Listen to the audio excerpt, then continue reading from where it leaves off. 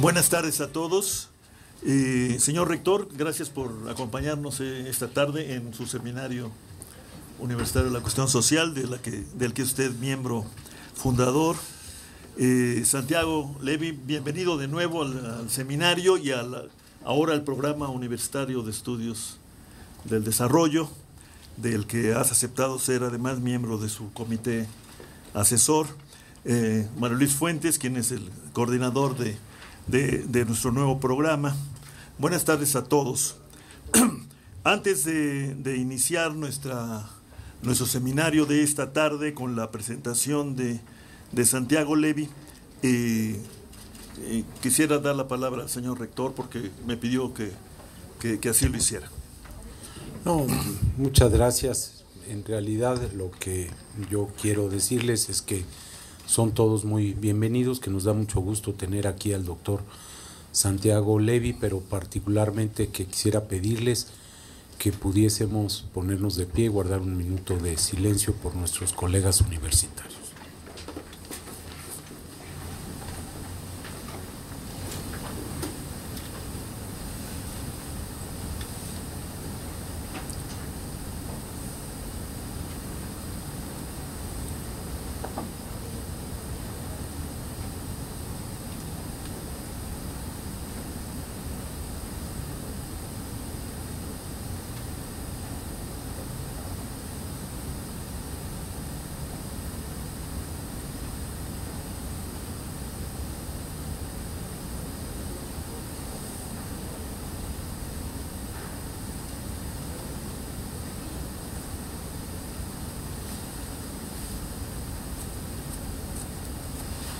Muchas gracias.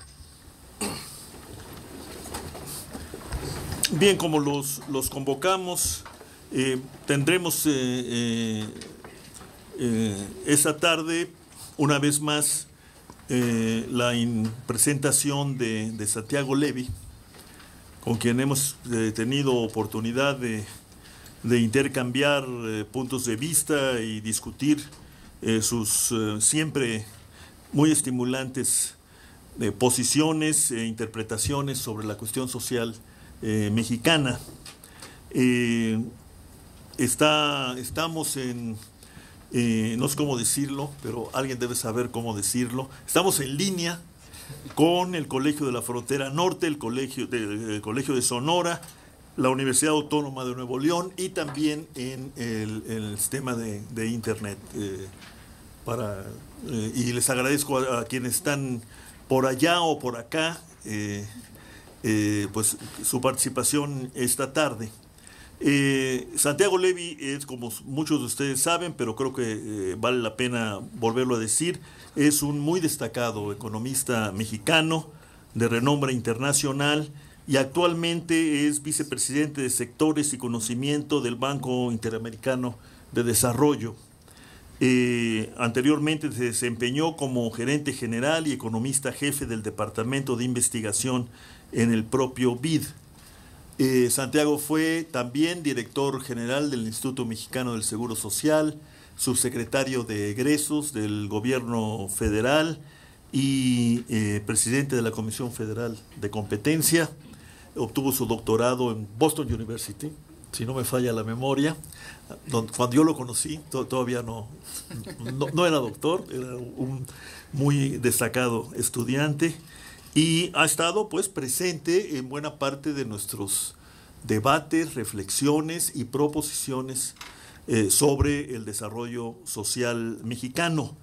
La más reciente visita de Santiago a nuestro seminario precisamente versó sobre el tema de seguridad social universal y ahora entiendo que le daremos, como diría Henry James, otra vuelta a la tuerca del problema y aquí de nuevo es la pregunta: el fin de la informalidad en México, reforma fiscal para el aseguramiento universal, que es un texto muy importante que escribieron Santiago Levy junto con el doctor Antón y el doctor Fausto Hernández, quien, por cierto, están por aquí con nosotros. Bienvenidos, Antón y Fausto. Qué bueno que nos acompañan. Bueno, sin más, Santiago, como hemos hecho siempre, te escucharemos por 30 o 40 minutos y luego abriremos la lista de oradores para luego tú puedas, al final, tú puedas comentar, responder o replicar a las intervenciones. Como lo hemos hecho siempre, y en este caso más, puesto que Santiago está recién desembarcado de Washington y seguro tiene agenda complicada, vamos a trabajar por 2 horas, así que trataremos de terminar a las 7:10 a más tardar. Señor rector, de nuevo, pues gracias por acompañarnos y te escuchamos, Santiago. Bueno, pues muy buenas tardes y primero un agradecimiento al rector, al doctor Narro. Muchas gracias, Pepe, de veras, por tu hospitalidad. Un agradecimiento también a ti, Rolando, por tu hospitalidad, tu generosidad, y decirles que realmente me da mucho gusto estar aquí con ustedes porque me siento con Mario Luis, por otro lado, también exdirector del IMSS, entre puros amigos, y reconozco muchas caras en la audiencia, lo cual me da mucho gusto, y sentirme entre amigos. Gracias, Pepe, de verdad es una linda oportunidad. Como ya lo comentó Rolando, este es trabajo conjunto con Arturo Antón y con Fausto del CIDE, y por parte mía en el BID. Ya también comentó Rolando, ustedes me dieron muy amablemente la oportunidad hace algunos meses de compartir con ustedes un poco el diagnóstico de la problemática de la seguridad social en México. No quiero repetir ese diagnóstico, sino más bien lo que quisiera hacer ahora es hacer una propuesta que hemos venido trabajando y que con el trabajo conjunto entre Arturo, Fausto y yo, lo que hemos hecho es tratar de cuantificarla y que queremos ponerla en la mesa a discusión pública porque sentimos que es algo que tiene ciertas probabilidades de poderse hacer. Entonces, esa es la idea. Con base en eso me voy a saltar mucho. Voy a nomás simplemente introducir un poquito del lenguaje que voy a utilizar en el curso. Voy a llamar aseguramiento social contributivo al aseguramiento social que conocemos comúnmente, el que se paga con base con contribuciones a la nómina, el IMSS, el Infonavit, las Afores, etc. Y voy a llamarle aseguramiento social no contributivo a todo un conjunto de programas dispersos de pensiones no contributivas, de salud, de subsidios a la vivienda, etcétera, etcétera, fundamentalmente para la población informal. En otros documentos, no lo voy a hacer aquí, yo he argumentado que en realidad esta arquitectura de segmentar, de truncar el estado de bienestar, de facto se traduce desde el punto de vista económico en un impuesto al empleo formal. Los empleos formales se les pone un impuesto y de hecho todo el conjunto de programas de aseguramiento social no contributivo son un subsidio al empleo informal. Y básicamente lo que queremos hacer aquí es proponer una arquitectura diferente para la seguridad social, una arquitectura que precisamente el punto neurálgico es brinque el truncamiento del estado de bienestar y podamos construir un estado de bienestar unificado para todos los mexicanos. Y esa es la propuesta y queremos argumentar que esto es mejor desde el punto de vista social, desde el punto de vista fiscal y desde el punto de vista de productividad. Muy rápido voy a definir a los trabajadores formales, a los que están incorporados en el IMSS, en el Infonavit y las Afores. Muy importante para este documento, informalidad no es ilegalidad. Los trabajadores por cuenta propia, los ejidatarios, las trabajadoras domésticas, no tienen por qué inscribirse al IMSS, no hay ninguna ley que obligue a esos trabajadores no asalariados a la inscripción al IMSS, son informales más no ilegales, pero por otro lado, muchas empresas sí contratan a trabajadores asalariados, violan la ley, y se viola masivamente la ley en México, y entonces hay trabajadores informales y también ilegales. Muy rápido, México es un país que se caracteriza por alta evasión fiscal. En trabajos previos de Arturo y de Fausto, lo que ellos encontraron es que si la ley del IVA actual se observase, deberíamos estar recaudando como 6.1% del PIB en recaudación del IVA. Y que lo que se recaudó en el 2008 fue 3.7%. Entonces, hubo una evasión grandota del IVA, como de 2.8%. Entonces, primer dato importante, alta evasión fiscal. Segundo dato importante, es un área que me gusta mucho porque me tardé como 6 meses hacerla, pero es una área muy importante. La inmensa mayoría de las empresas en el país son informales. El censo registra 3.7 millones de establecimientos en el país. El IMSS registra solamente 800,000 establecimientos inscritos en el país. En rojito los de 0 a 5 trabajadores, en verde de 6 a 10, en azul de 11 a 50, en amarillo de 51 empresas o más. Como pueden ver, hay una gran cantidad de empresas pequeñas. El 96% de las empresas de México tienen menos de 10 trabajadores y una gran evasión particularmente una evasión de las empresas más pequeñas. Y el siguiente dato importante es un altísimo componente de empleo informal. Esta gráfica es bien importante para entender un poquito qué sigue. Curiosamente, el censo económico, las cifras que les di antes de tantos establecimientos que existen, la mayor parte informales, el censo no captura, a pesar de ser nombre censo, a toda la actividad económica de México. Los trabajadores que están en el censo son solamente los que están en azul. Los grises que están hasta abajo son el apartado B, y lo verde y lo rojo son trabajadores que ni siquiera el censo captura. El verde son los que están en el medio rural, y lo rojo son toda la actividad económica que se da en el medio urbano, fuera de las empresas. En la calle, en los tianguis, en los puestos de jugos, etcétera, etcétera. Está dibujado a proporción. Y como se dan, hay una inmensa cantidad de trabajo informal que se da en las calles, el rojo, en el campo, el verde, pero también en las empresas, el azul oscuro, porque muchas empresas, particularmente las empresas chiquitas, son empresas que violan la ley. Entonces, tercer dato, alto empleo informal. Lo que hicimos nosotros, entre Fausto, Arturo y yo, es construimos un modelo, y no voy a hablar aquí del modelo, el documento está listo y ahí está la parte matemática, en donde básicamente lo que hacemos es tratamos de reproducir lo que el 123 de la Constitución y la Ley Federal del Trabajo dicen. Hay relaciones contractuales asalariadas en las empresas, hay una relación obrero-patronal, hay una obligación del patrón de inscribir al trabajador en la Seguridad Social, y ese es el área azul, son las empresas que veíamos anteriormente en el mapita anterior. Y hay trabajo no asalariado, que pueden ser las trabajadoras domésticas, los trabajadores por cuenta propia, que son todo el área roja y verde. Los trabajadores del área azul, en principio, deberían de estar inscritos en la Seguridad Social Contributiva, pero hay mucha evasión. Y entonces hay algunos de ellos que están en la Seguridad Social no contributiva porque reciben programas de salud, de lo que ustedes gusten, de oportunidades, el que sea, algún subsidio de la vivienda, porque no están en el Infonavit, no están en el IMSS. Supuestamente todos pagan impuestos, pero como ya mostré anteriormente hay una gran evasión del IVA y una gran evasión del ISR, y particularmente en el área roja y verde, los trabajadores por cuenta propia, hay un régimen fiscal que se llama el régimen de pequeños contribuyentes, que es violado masivamente en el país. Dato, todo el área roja y verde del régimen de pequeños contribuyentes contribuyó en el 2008 con 0.0004% del PIB en recaudación. Básicamente están fuera del alcance de la autoridad fiscal. Entonces, muy rápidamente, ustedes ya conocen esto, el aseguramiento social en México es el seguro de salud, el seguro de vida, el seguro de invalidez, el seguro de guarderías, las pensiones de retiro, los créditos de vivienda, todo lo que está en la Ley Federal del Trabajo, en la Ley del Seguro Social, en la Ley del Infonavit y la Ley del IMSS, y hay un conjunto de programas de aseguramiento social no contributivo que han ido cambiando de nombre: programa de ampliación de cobertura, programa de seguro popular, programa de IMSS Solidaridad, programa de diferentes de primera generación, un conjunto de adultos mayores de 70, etcétera, etcétera. Hay todo un conjunto de programas aquí. Y muy importante, esto lo pagan las empresas y esto lo paga el gobierno.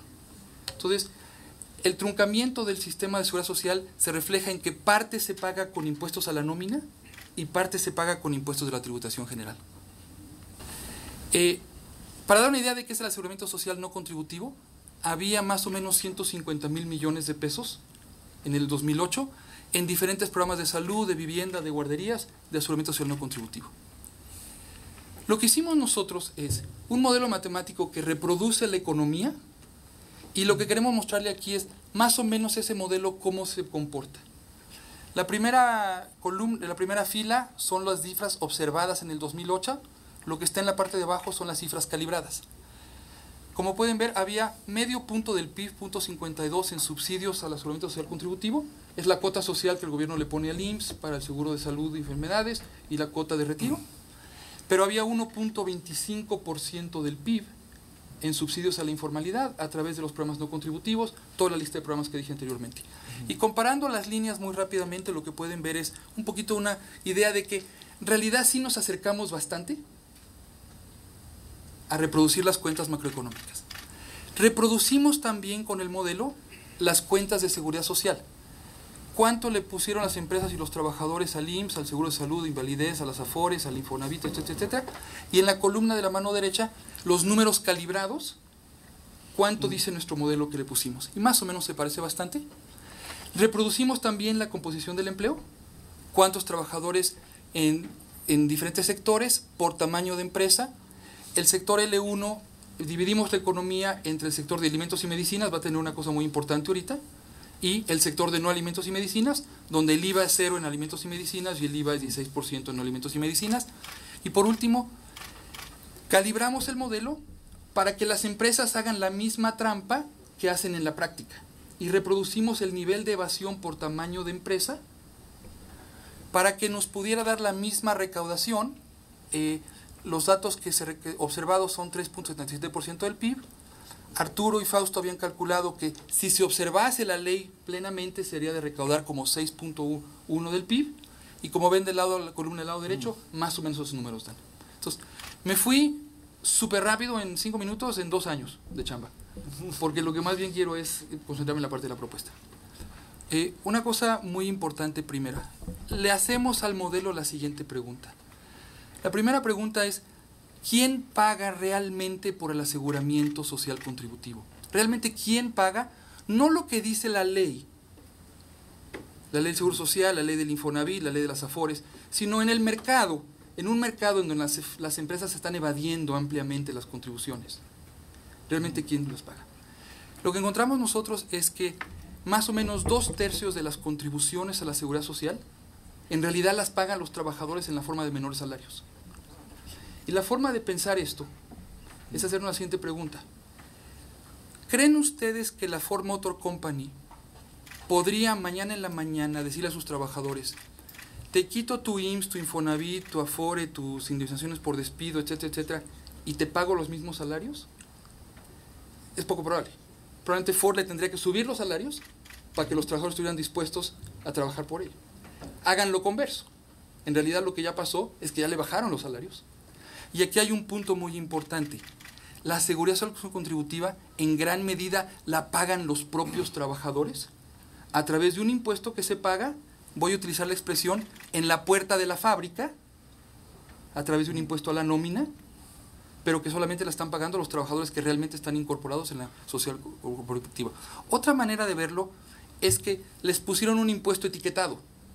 Jurídicamente se llama contribución a la seguridad social, pero les pusieron un impuesto etiquetado que dice, te quito salario a ti trabajador, en vez de pagarte 100 te pago 80 y con 20 te devuelvo servicios médicos del IMSS, una pensión, un crédito de la vivienda del Infonavit, pero en realidad la está pagando el propio trabajador, en gran medida.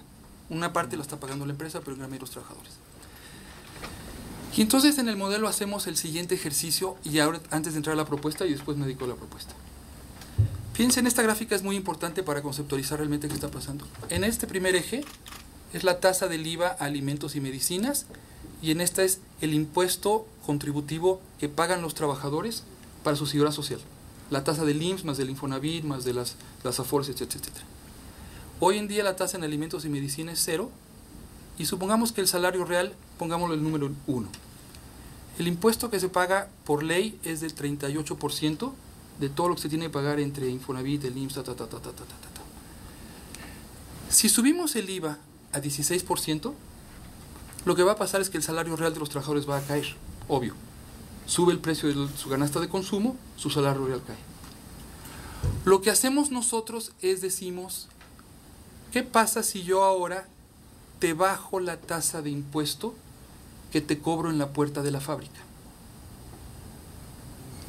Te subo el impuesto que te cobro en la puerta de la tienda y te bajo el impuesto que te cobro en la puerta de la fábrica. ¿Puedo yo reducir el impuesto en la puerta de la fábrica lo suficiente para que le dé el mismo salario real que el trabajador tenía? Y simplemente cambié la composición de lo que yo estoy cobrándole a la gente. Entonces, hoy en día, el aseguramiento social contributivo es un impuesto al trabajo asalariado, etiquetado por ley para beneficios de seguridad social, pero por diseño nunca va a ser posible que incorporemos a los ejidatarios, a las trabajadoras domésticas, a los cuentapropistas o a los trabajadores por comisión. Porque la ley dice que solamente es para alguien que esté en una relación obrero-patronal. El IVA es también un impuesto a los salarios. Reduce los salarios. Si pudiésemos etiquetar el IVA para el aseguramiento social, tendría el mismo efecto que el impuesto a la nómina, con una inmensa diferencia. No discrimina entre asalariados y no asalariados. Todos pasan por la tienda, mientras que solo los asalariados pasan por la fábrica. Y a las empresas les induciría menos a evadir, porque no tendrían tantos incentivos para evadir. De todas formas, este es un punto muy importante, ya usamos hoy el IVA para financiar el aseguramiento social. Porque ya estamos utilizando el IVA para pagar todos los programas de aseguramiento social de los trabajadores informales. Entonces la pregunta es, ¿por qué no financiar un aseguramiento social de una forma más ordenada? Y aquí la propuesta. Entonces, la propuesta que evaluamos entre Arturo, Fausto y yo es una propuesta de hacer universal la seguridad social. Aquí hablo del apartado A nada más. No cuantificamos el apartado B. Pero es un salto cualitativo gigantesco para el país. Es pasar de tener 13 millones de trabajadores con derechos sociales a tener 40 millones de trabajadores con derechos sociales. Es multiplicar por 3 los derechos sociales. Es un salto cualitativo inmenso. ¿Y cuál es la propuesta? La propuesta es que todos reciban servicios de salud igual al paquete que hoy del IMSS. Lo conoce muy bien el doctor Narro. Las intervenciones del Seguro Popular son estas, las intervenciones del IMSS son estas. Entonces la propuesta es que todos tengan exactamente igual o hacia arriba las intervenciones de salud para todos los trabajadores. Para todos los trabajadores les depositamos en su cuenta de retiro el equivalente de que se le deposita a un trabajador que gana 2 salarios mínimos. A todos. De forma muy importante, se los depositamos toda su vida laboral, sean o no asalariados. En la pasada vez que ustedes me invitaron aquí, yo les había mostrado unos datos de cómo los trabajadores entran y salen de la formalidad. Y les había dicho una cosa muy importante: nuestro sistema pensionario no va a funcionar porque se conceptualizó como que la gente pasa su vida siempre en un puesto de trabajo. En realidad no ocurre así. Y la mayor parte de los trabajadores del país ni siquiera van a alcanzar la pensión mínima garantizada porque no van a pasar 25 años de trabajo en trabajo formal. Lo que yo hago aquí es que, independientemente si sales de una fábrica, pones tu puesto de jugos, si pones tu puesto de jugos pasas a ser sirvienta, si después a ser comisionista, si después eres ejidatario, siempre te vamos a depositar para tu cuenta de retiro. Mantengo la garantía de pensión mínima garantizada. A todos les ofrecemos un seguro de invalidez y vida. Y la propuesta es pagar el 100% de estos beneficios con un impuesto al IVA, homogenizando, subiendo la tasa del IVA en alimentos y medicinas al 16% y homogenizando la tasa del IVA. Entonces, primero, para todos los trabajadores tendríamos este paquete de seguridad social. Además, a los trabajadores asalariados, los que sí tienen una relación obrero-patronal, impondríamos una contribución patronal para que sus pensiones fueran iguales a las pensiones que hoy reciben. De forma tal que ningún trabajador que hoy está en la formalidad tenga una pensión menor que la que hoy tiene. Y, finalmente, como parte de lo que hacemos decimos, vamos a compensar a las familias pobres con una transferencia de ingreso exactamente igual al IVA adicional que van a pagar, de forma tal que esas familias no paguen ni un peso más de IVA. También proponemos eliminar el impuesto estatal a la nómina como parte de la promoción del empleo, compensar a los gobiernos del Estado. Y también proponemos, esto es un detalle un poquito más técnico, absorber el pasivo laboral del instituto para que el instituto tenga la viabilidad financiera para poder dar los servicios que tiene que dar. Okay. ¿Cuánto vale eso?